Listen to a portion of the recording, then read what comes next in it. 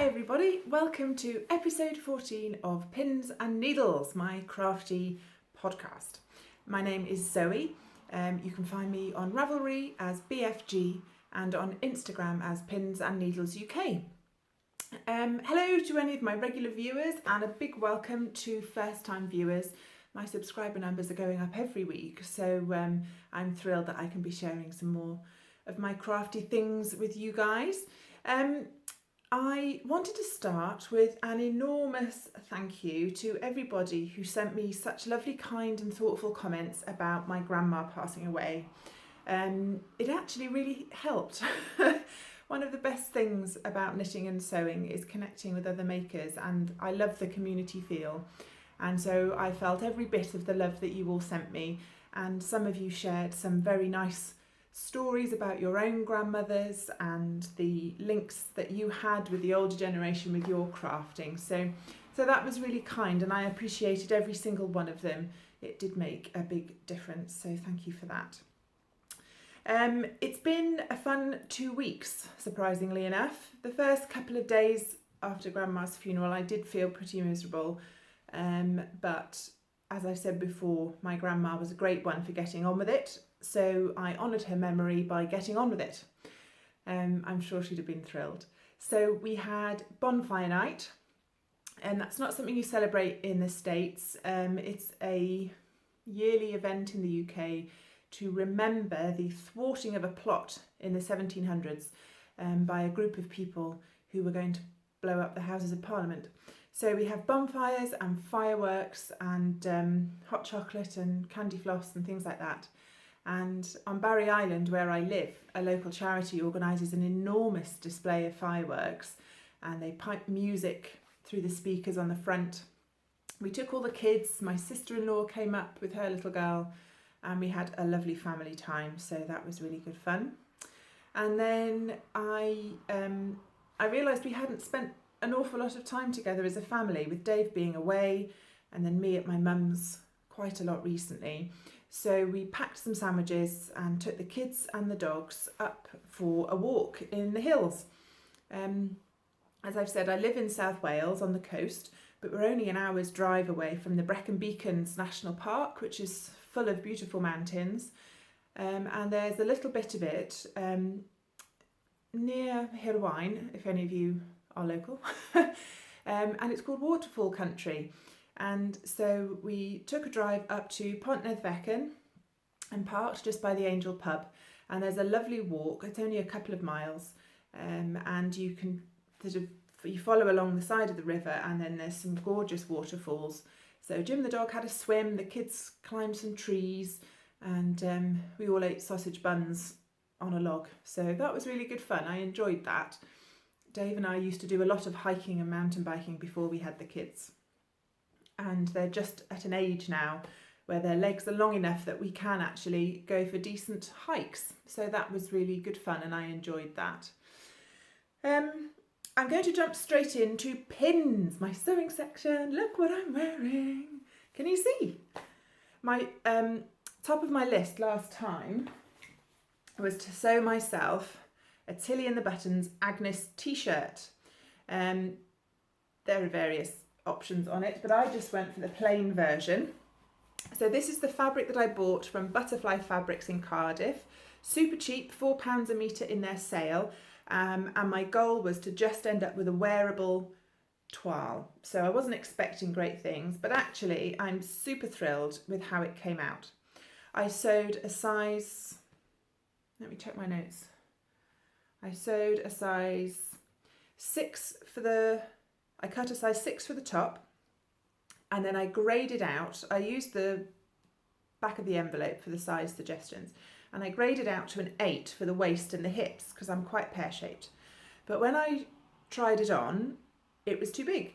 So I ended up taking out the side seams and just recutting it down to a 7. It wasn't a perfect cut because I didn't unpick absolutely everything, so it's a bit of a bodge job below the waist, but that's fine. So yeah, 6 on the top, 7 on the bottom, and I graded out to a size 8 for the sleeves. And so I'm super impressed with my neckband. Look, Can you see I did a tiny bit of zigzagging around the neck? I'm also super impressed that my nails match. How fancy am I? So that's the top. And if I stand up, right, so you can see it's quite a good fit across the chest. I've got a little bit of hip pooching just here, and I think that's my slight bod job of adjusting it. But there is also a little bit of extra fabric, so maybe I stretched the fabric, or maybe I just needed the smaller size. But no, I'm very pleased with that. I must admit, I don't normally wear fitted t-shirts with just leggings, but I wanted you to be able to see how it sat around my hips without any buttons or anything poking from waistlines on other garments. So there we are.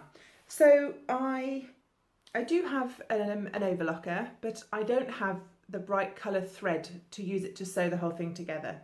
So I zigzagged all of the seams, and then I just serged the insides for tidiness.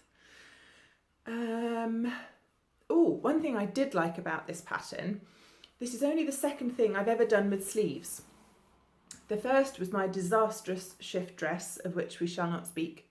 And those, you sewed the side seams together, and then you put the sleeve in after the fact. So you were sewing in quite a tight circle, and I found that quite awkward.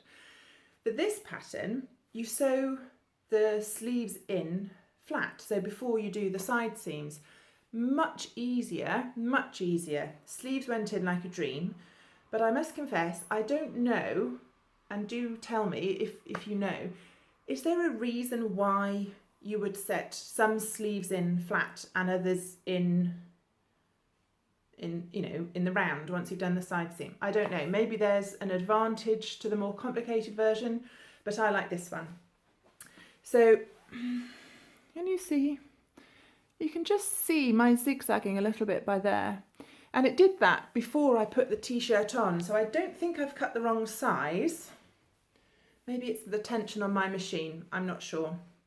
I didn't use my walking foot, just a normal foot. I did use a ballpoint needle, and I did reduce the pressure foot.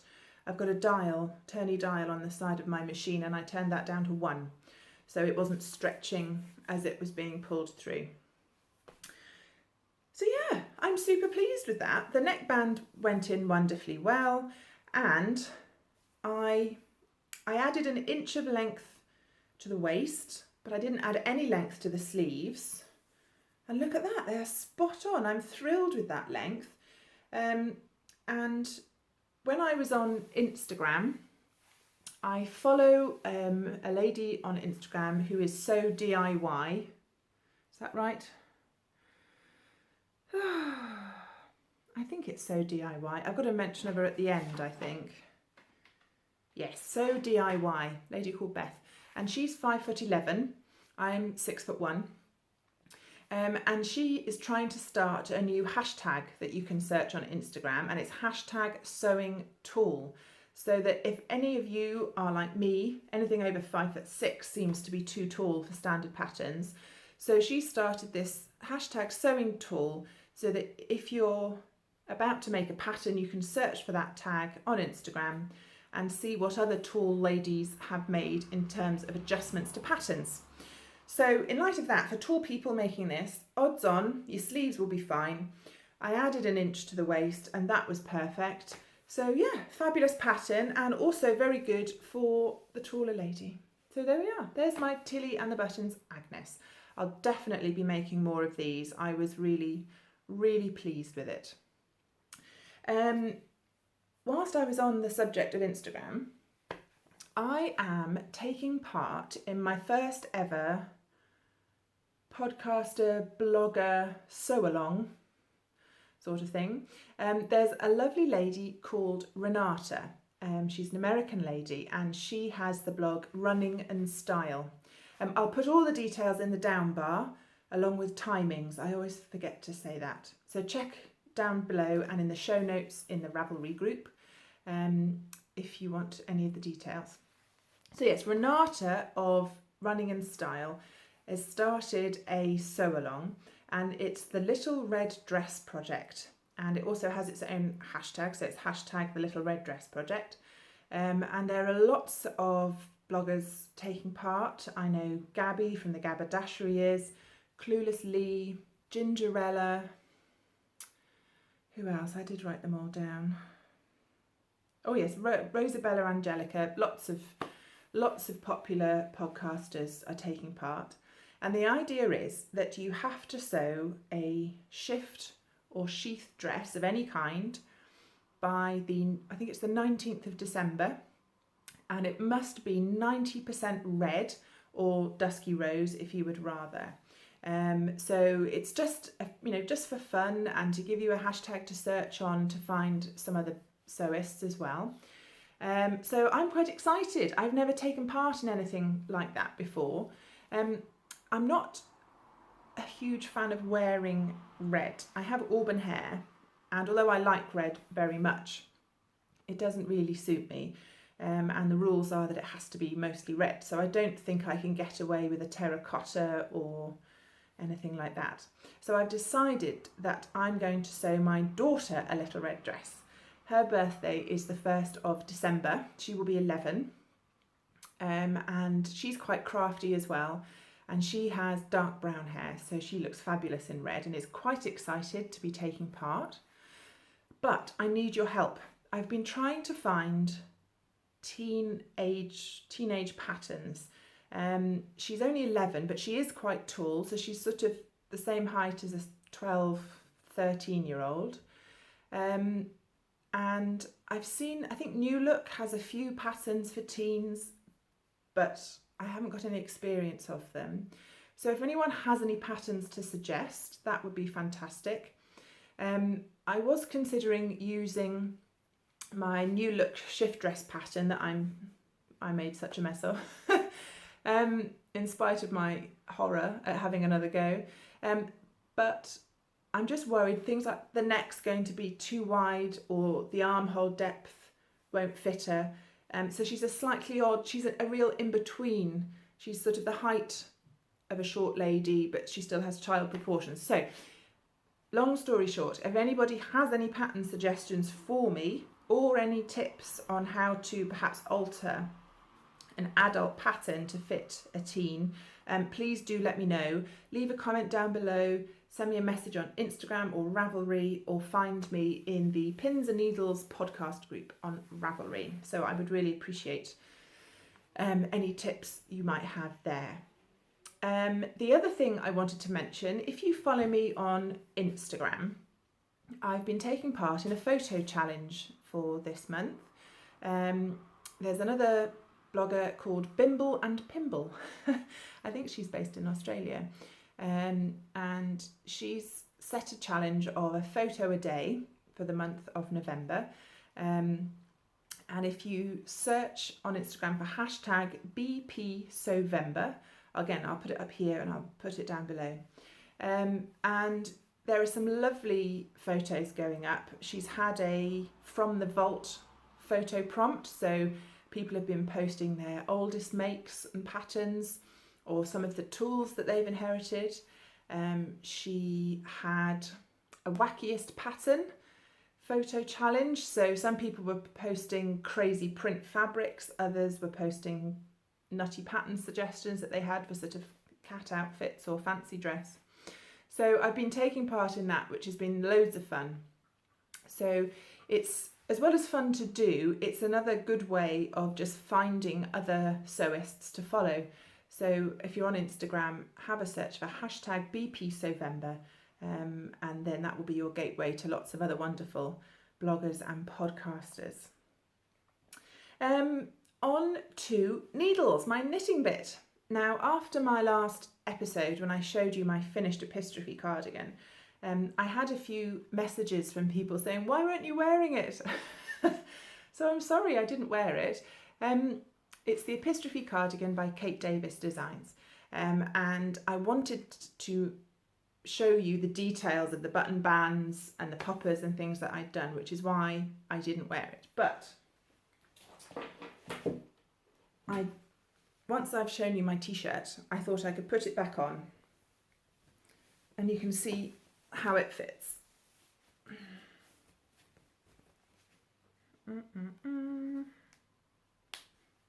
So one of you suggested black poppers for the button bands, which I thought would be much better, but I couldn't find any, so I went with the silver ones because that's what they had. So many poppers. Right, so there you are. There you can see the fit. Now remember, I did the extra decreases around the neck before I started the ribbing, and you can see it does actually lie really nice and flat. I did short rows at the back to raise the back neck, so again, my collarbones are just here, so it sits just underneath, which is nice and comfortable. And again, I'll stand up. So yeah, there is a little bit of gapping down here, but there is actually quite a bit of positive ease in the cardigan. And there we are. So there we are, there is my Epistrophe cardigan, and I think actually I'll keep it on. It's grey and wet and cold and today, so keep my nice woolies on. Right, so yes, finished objects. It feels like a while since I've had a finished object. I had a mass cast on of projects a few months ago, which is unlike me. I normally have one complicated thing, one easy thing, and a sock. So 2 or 3 projects is usually all I have on my needles at one time, which means I get through them at a decent pace. But I had a nasty bout of cast-on-itis and ended up with loads of projects, and it seems like everything's been taking ages, but I finally got this finished.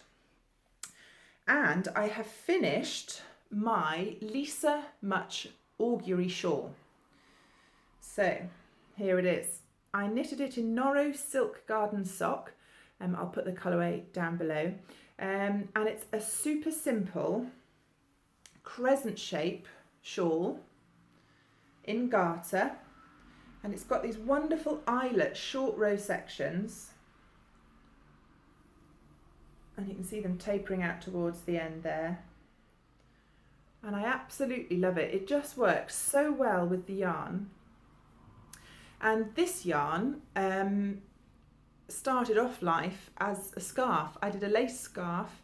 I'm not sure if it's still in my project page or not, but it rolled horribly. It ended up curling right round both sides, so it looked like a French pastry. Have you seen that they look like earphones? Completely impossible, so I frogged it. I knitted this on 4.5mm needles, which is one size smaller than the pattern suggests, I think. And yeah, I really love it. I'll put it on. I didn't do the best job of blocking it, I must admit. It was a bit of a rushed job. I've got blocking wires and T-pins, so I ran blocking wires all the way along the top edge to try and get that fairly straight. And then I pulled the bottom edge out. I didn't want points, but you can see there's the odd, can you see? Yeah, you can see there's the odd little bit where the pins pulled it out, but that's fine. It's softened up a lot with blocking as well.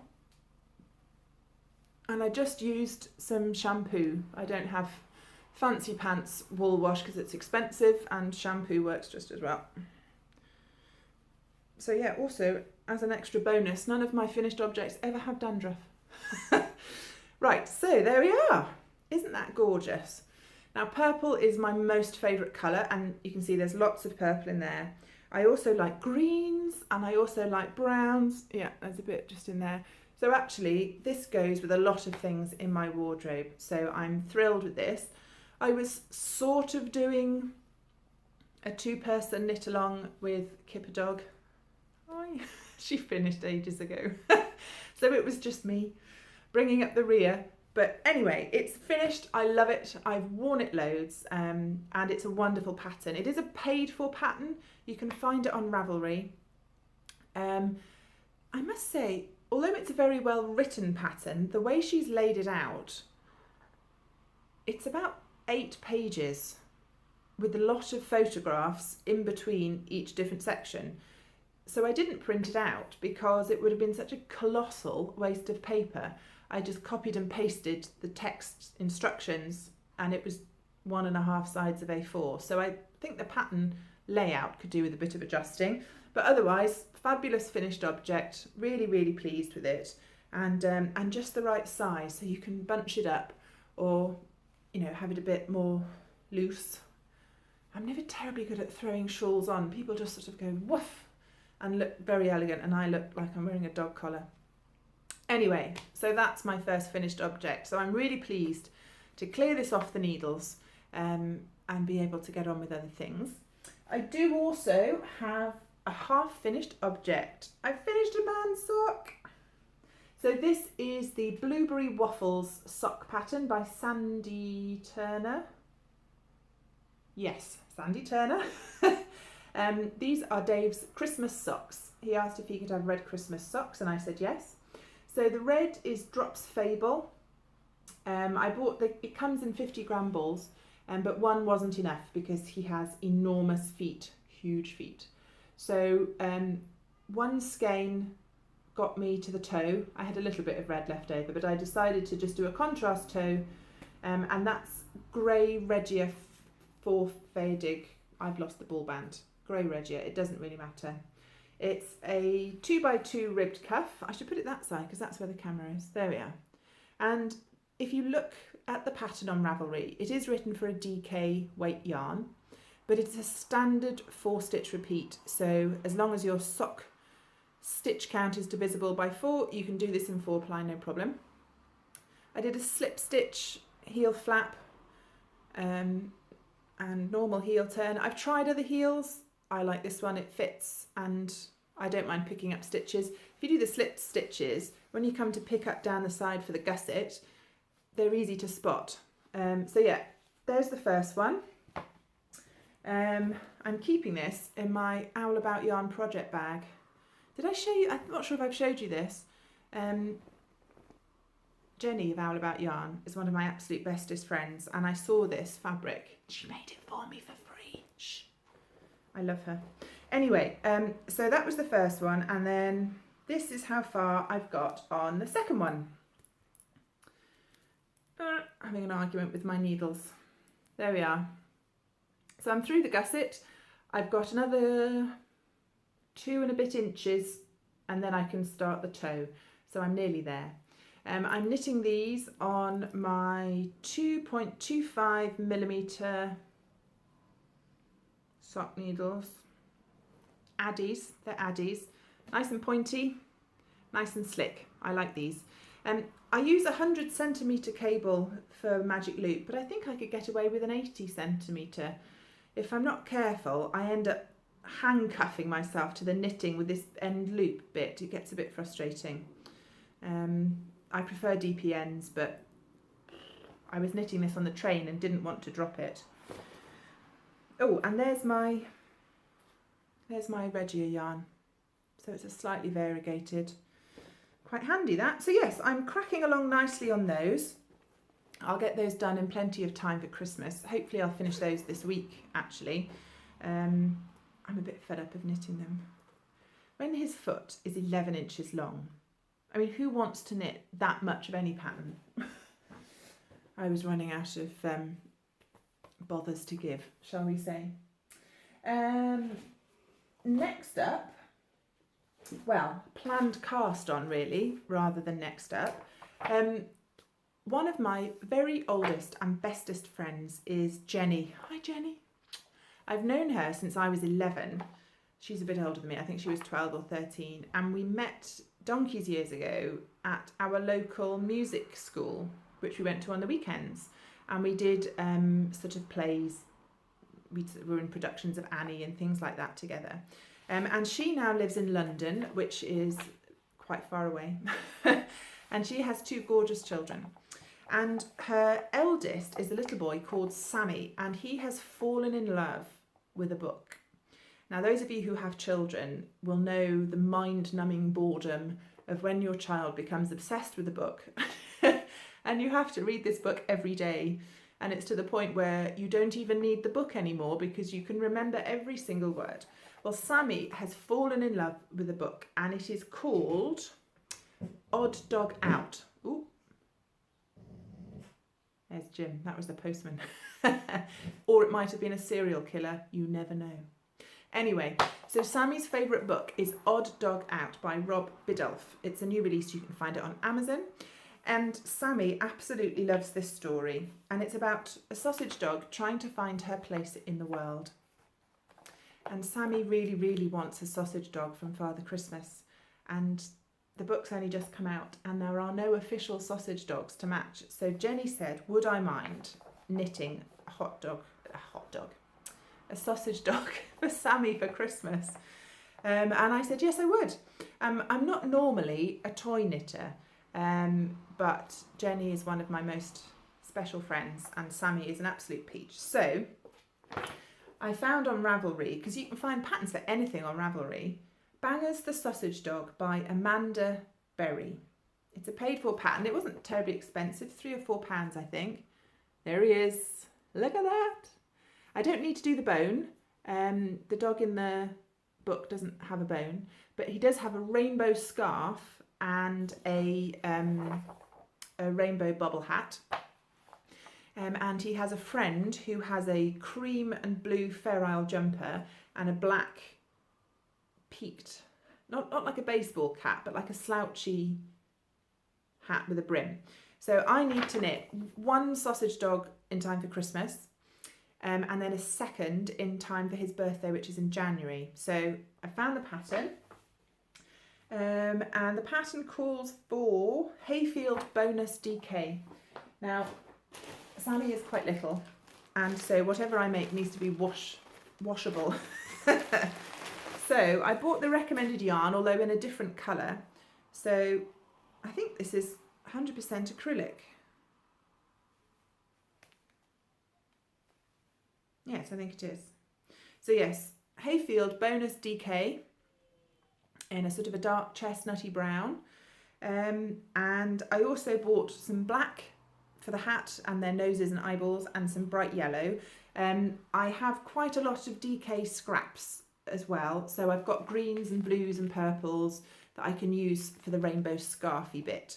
So a little bit of stash enhancement, but how can you say no to knitting a sausage dog for a small boy? I mean, that's why we make stuff, isn't it? Expressing our love through yarn. So yeah, that's up next. And speaking of expressing love through yarn, I don't really want my podcast to be a political commentary in any way, but it won't be expressing my own opinion to take note of the fact that there's been a lot going on in America. Some people are thrilled with the results and others are not. But whatever the outcome, the knitting community has just taken the opportunity to show love and respect and community in wonderful ways. So there's people knitting socks for other people that they've never met. There's designers giving out codes for free downloads, which is, you know, if that's your living, if that's how you make your money to feed your family, giving your work away for free is such a generous gift. So I know Woolly Wormhead has been doing it and lots of other designers. So that's been really heartwarming. And as part of that, my friend, who I've never met, Emma of Eldenwood Craft, sent me a pattern, spreading the crafty love when everyone's feeling a bit discombobulated. And she sent me the Ramble shawl pattern by Andrea Mowry. It's a paid for pattern on Ravelry, and it's brioche. I've never done brioche. I watch a podcast called Stitched in Sweden, and the lady that creates that podcast is a super talented knitter and sewer, and I spotted this shawl on her podcast. I've never done brioche before. I've done a little bit of intarsia. I'm quite happy with colour work, never done brioche, and it's quite a trend at the moment, and although there are some lovely projects, nothing had particularly tempted me. I didn't see any one pattern and go, I must knit that. But I did about this Ramble shawl. So Emma really kindly sent me this pattern. So thank you so much, Emma. This is going on my must knit list for 2017.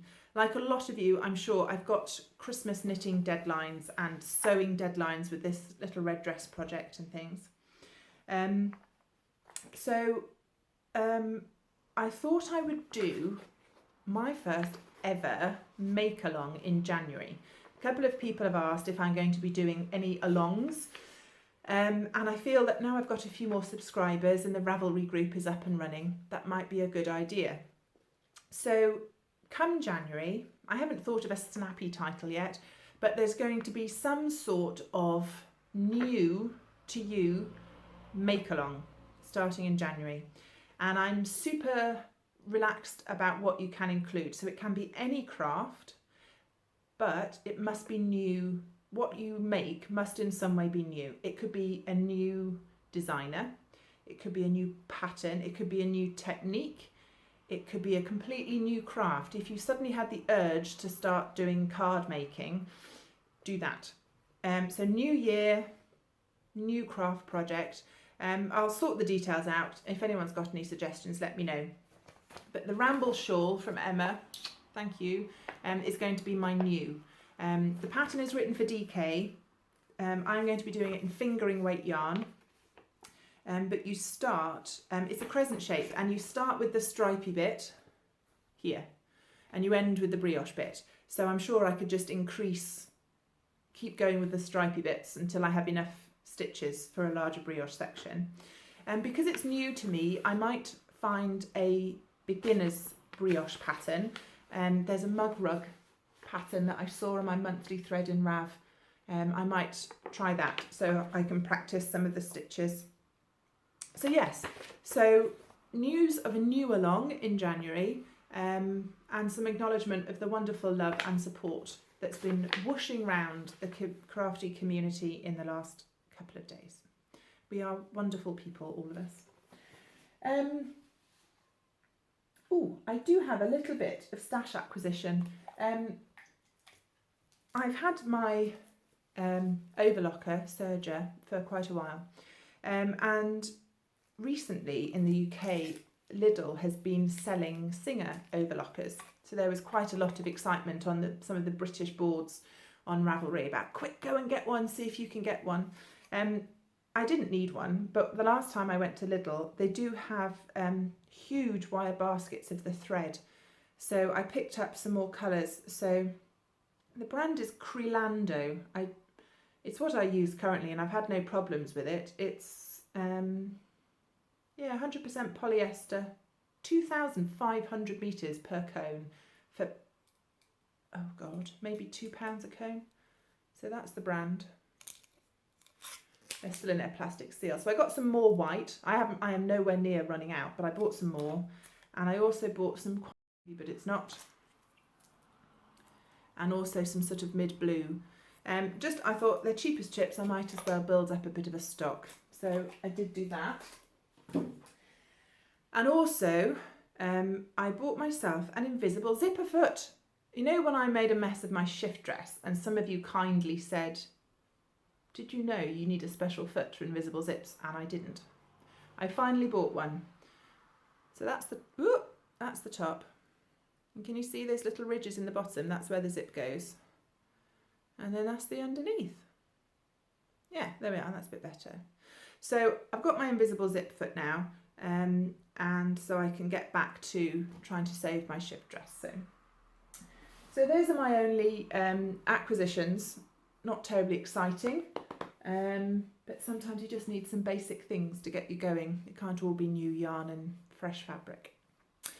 Okay, on to my last section, Two's Company. This is the bit where I point you in the direction of blogs, articles, podcasts, anything I think you might find interesting and that you might enjoy watching or listening to keep you company while you craft. So first up, I've mentioned Seamwork online magazine before. It's by the Colette dressmaking company. You don't have to be a subscriber to read the online magazine, so I very much recommend it to you. But there was a particular article that I thought you might enjoy.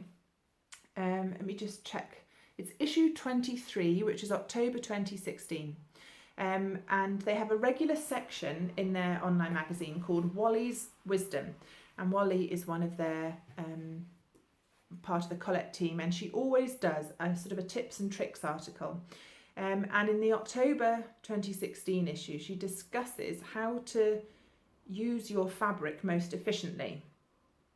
So lots of patterns tell you to cut things on the fold, and to some extent, you know, I've always followed pattern cutting instructions, and then I thought, well, actually, I've got a lot of fabric left over, either bits down the side or I've got more length than I thought I needed, so it has been quite wasteful.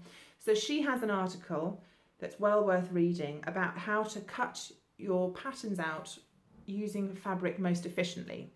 So there are some suggestions for cutting flat, you know, duplicating a pattern piece that should be on the fold, tracing it out so you can cut it flat, some tips and tricks.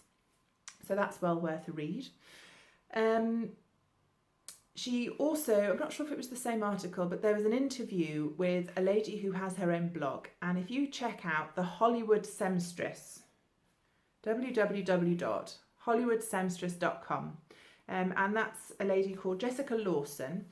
She lives out in Los Angeles, and she works making costumes for films, television and advertising. So as well as making her own clothes, she has a wonderful blog, and you can find her on Instagram as well.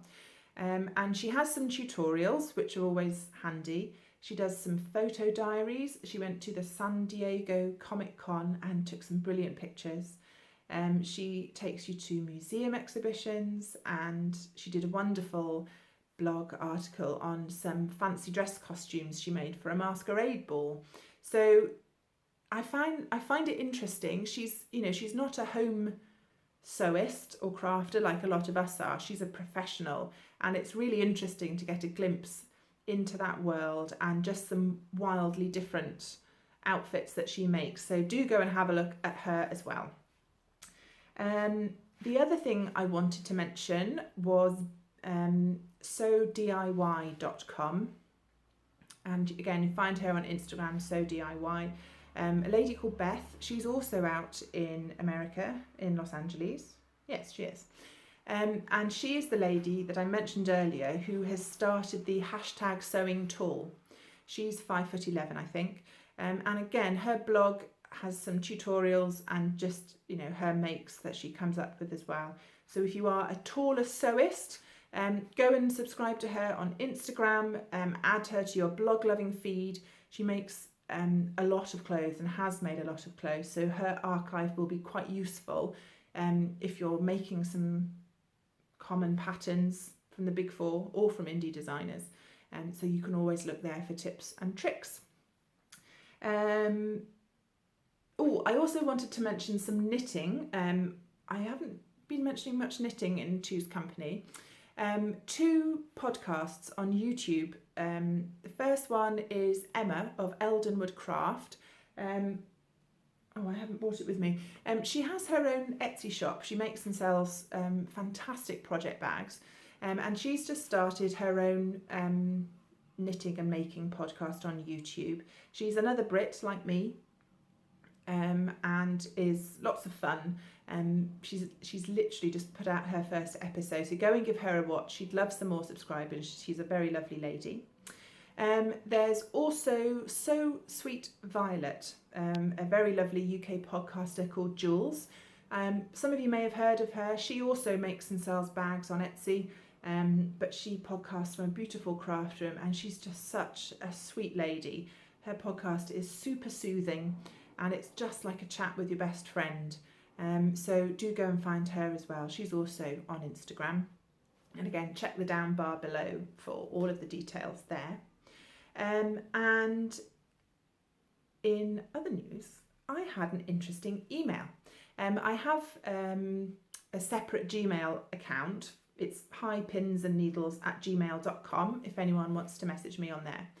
And I checked my inbox one day, and I had an email from Louise Scully, who is of the Knit British audio podcast, inviting me to the Podcasters lounge event in the Edinburgh Yarn Festival. And I was like, oh, Louise Scully. She's a wonderful knitter, a huge champion of British yarns. Do listen to her podcast and find her on Instagram. She's a wonderful lady.